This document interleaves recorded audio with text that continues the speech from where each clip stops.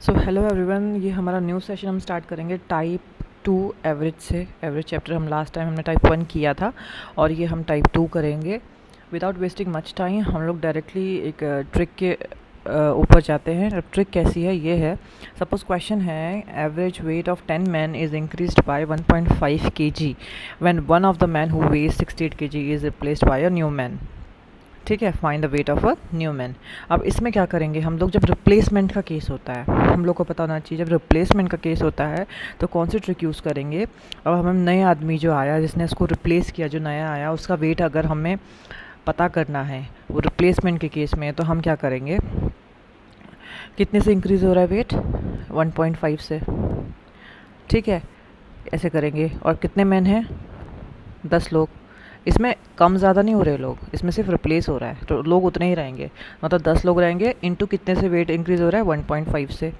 ठीक है, तो ये कितना हो जाएगा, 15। ठीक है, अब ये जो है एक नंबर, इसको हम लोग क्या करेंगे, रिप्लेस। देखो अब 68 केजी का एक पहले आदमी था, उसको रिप्लेस किया गया और एवरेज क्या हुआ, इंक्रीज़ हुआ है। इसका मतलब उस जो नया आदमी आया वो उससे भारी है, 68 केजी से बड़ा है। ठीक है, तो क्या करेंगे, 68 में 15 को माइनस प्लस कर देंगे, तो कितना हुआ, 83 केजी। ये हो गया न्यू मैन का, 83 केजी का न्यू मैन का वेट हो गया। इसमें क्या करना है, मतलब हमें बस इतना पता होना चाहिए कि रिप्लेसमेंट जो हो रहा है, अगर वो रिप्लेसमेंट वेट इंक्रीज़ कर रहा है तो पॉजिटिव साइन आएगा। ठीक है, प्लस करेंगे। अगर रिप्लेसमेंट डिक्रीज़ कर रहा है वेट, रिप्लेसमेंट जो है एवरेज को डिक्रीज़ कर रहा है, तो माइनस करेंगे। कॉमन सेंस होता है ये तो। ठीक है, और कितने से माइनस और प्लस करना, वो नंबर हम कैसे करेंगे, नॉर्मल सा कॉमन सा चीज़ है। अगर 1.5 केजी से बढ़ रहा है हर एक 10 लोगों का वेट, तो एवरेजली हम मानेंगे 1.5 से हर एक 10 इंसान का वेट बढ़ेगा, मतलब 1.5 केजी इंटू 10 करेंगे। ठीक है, 10 लोगों का वेट इंटू 1 पर, मतलब हम लोग सपोज कर रहे हैं 1.5 केजी जो आया बढ़ गया है आपस में 10 लोगों में, है ना। मतलब हर एक इंसान का, जो 10 लोग हैं, हर एक 10 लोगों का हर एक का वेट 1.5 केजी से बढ़ा है, तो 10 लोगों का 10 इंटू 1.5 हो जाएगा 15 केजी। और जो नया आ रहा है इंसान, वो इंक्रीज़ कर रहा है एवरेज वेट, तो जो पुराना वाला था उससे उतना प्लस कर देंगे। ठीक है, अब सेकंड क्वेश्चन की ओर जाते हैं। So this is our next question, जिसमें जो टाइप 2 में ही आता है। जैसे जो क्वेश्चन ये है कि in a class of 15 boys average age is decrease by 4 months. सबसे पहले दो चीज़ें दिमाग में रखनी है, डिक्रीज हो रहा है एवरेज, और 4 मंथ्स, ईयर्स नहीं है ये। One boy age 23 years is replaced by a new boy, find the age of a new boy. तो रिप्लेसमेंट के केस में है, नंबर ऑफ बॉयज सेम रहेंगे 15, और एवरेज एज ओवरऑल अगर डिक्रीज हो रही है तो समझ जाना जो नया लड़का आएगा, नया बॉय आएगा रिप्लेस करके, उसकी एज जो होगी कम होगी पहले वाले से। ठीक है, तो माइनस करेंगे इसका मतलब, क्योंकि 23 से तो कम ही होगी उसकी। और 15 बॉयज़ थे, तो हम क्या करेंगे, 15 इंटू हम क्या करेंगे, 4 मंथ्स, मंथ्स है ये, तो कितना हो जाएगा, 60 मंथ्स हो जाएगा। बट इसको हमें ईयर में करना है, तो 12 5 ज़ा 60, दैट इज़ 5 ईयर्स। तो 5 ईयर्स है। अब ये 5 ईयर्स किससे माइनस करेंगे, जो 23, जो पुराना लड़का जो रिप्लेस हो रहा था, 23 माइनस 5 दैट इज़ 18। 18 ईयर्स, मतलब जो नए लड़का जो आएगा रिप्लेस करके, that is he will be of 18 years. Okay, कोई भी डाउट हो तो आप कमेंट सेक्शन में पूछ लेना, मैं दोबारा नई क्लास में उसको क्लियर कर दूंगी। नेक्स्ट क्वेश्चन की ओर बढ़ते हैं अब।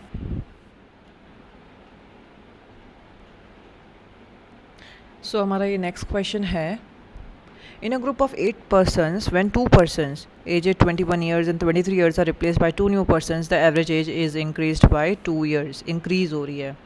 ठीक है, find the average age of 2 new person. इसका मतलब जो 2 लोग नए लोग आ रहे हैं, जो उनका जो वेट होगा, उनका sum of weight will be greater than पुराने 2 लोगों से। मीन्स 21 प्लस 23 का जो सम आएगा 44, और 44 से तो बड़ा ही होगा उनका वेट। इसका मतलब हमें 44 पे कोई नंबर ऐड करना पड़ेगा, जो हम निकालेंगे।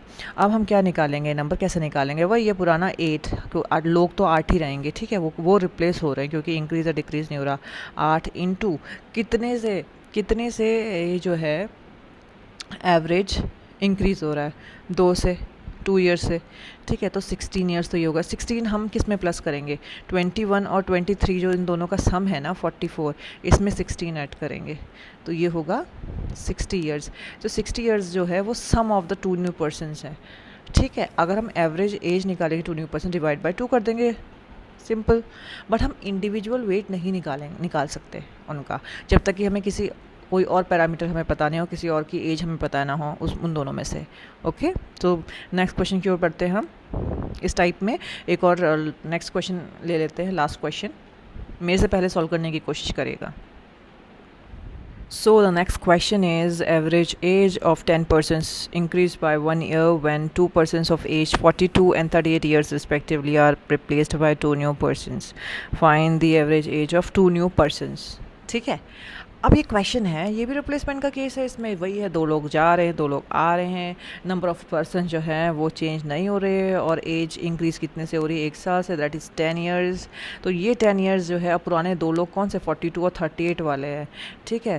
8 9 10 4 5 6 7 8, तो 80 तो यही हो गया। अब 80 में क्या करना है, इसका मतलब एवरेज एज ओवरऑल इंक्रीज़ हो रही है। जो 2 लोग नए लोग आएंगे वो क्या करेंगे, उनकी एज इन दोनों के मतलब 80 से तो ऊपर ही होगी, इन दोनों के सम से तो ऊपर ही हो गई पुराने वालों से।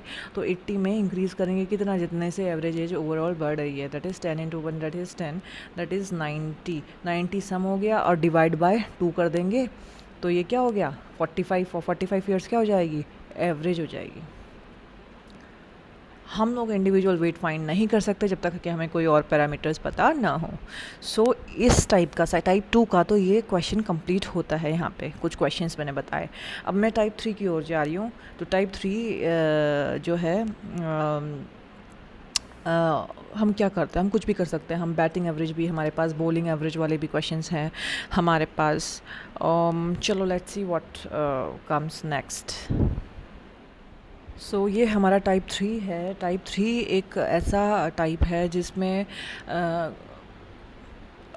डैश ईयर्स अगो, आप सपोज़ कर सकते हो कि कुछ साल पहले की एवरेज एज बताई गई है, बट आपको आज की एवरेज एज के अकॉर्डिंग वो निकालना है। बट आज की एवरेज एज के अकॉर्डिंग आप कैसे निकालेंगे, पुरानी एवरेज जो कुछ साल पहले की, जितनी भी साल पहले की एवरेज एज है उसमें आप प्लस कर देंगे, उतने ही साल आप निकाल लेंगे। मतलब आपको प्रेजेंट में पहुंचना है, आपको पास्ट की बातें दे रखी, आपको प्रेजेंट में पहुंचना है अपनी तरीके से।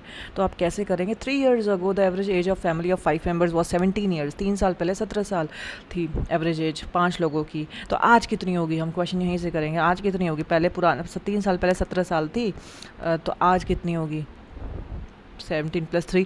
हम सपोज कर रहे हैं कि जो एवरेज एज है वो एवरेज एज आफ्टर 3 ईयर्स जो एज है वो कॉन्स्टेंटली चेंज अगर होती है, सपोज़ मतलब आप 5 लोगों की 3 सालों में एज अगर कॉन्स्टेंटली चेंज होती है, सपोज़ x है, तो हम क्या करेंगे, x + x तीनों में बटेगी वो, तो 17 + 3 हम लोग इसलिए कर रहे हैं। जितने भी साल, अगर 5 साल होती तो 17 + 5 करते हैं।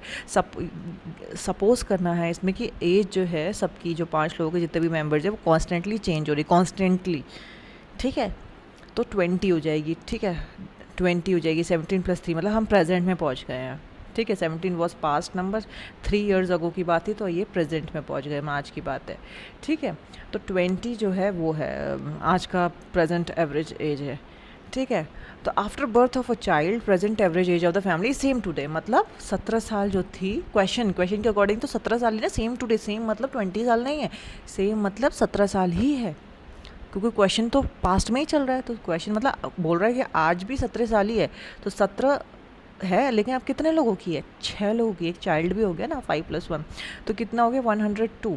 इनका तो सम आ गया 102, और जो 20 एवरेज एज थी, ठीक है, 20 साल जो हम आज की निकालेंगे इंटू 5 करेंगे ना, इनकी भी तो सम निकालेंगे हम, दैट इज़ 100। तो 5 लोगों का सम 100 है, 6 लोगों का सम 102 है, तो माइनस करेंगे, इसका मतलब 2 ईयर्स। तो 2 ईयर्स जो है एवरेज एज ऑफ चाइल्ड 2 साल का है, मतलब एवरेज एज ऑफ चाइल्ड नहीं, एज ऑफ अ चाइल्ड बोल दो, ठीक है, क्योंकि सिंगल चाइल्ड है।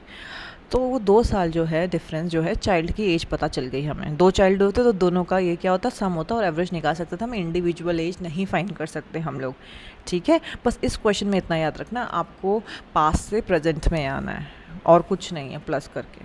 और पास से प्रेजेंट में आएंगे तो ऑब्वियसली प्लस ही करेंगे। हमें लेट सपोज करना है कि एज जो है इज़ कॉन्स्टेंटली चेंजिंग सबकी, तीनों की, तो 17 + 3 कर दिया हमने। Okay, so move on to the next question.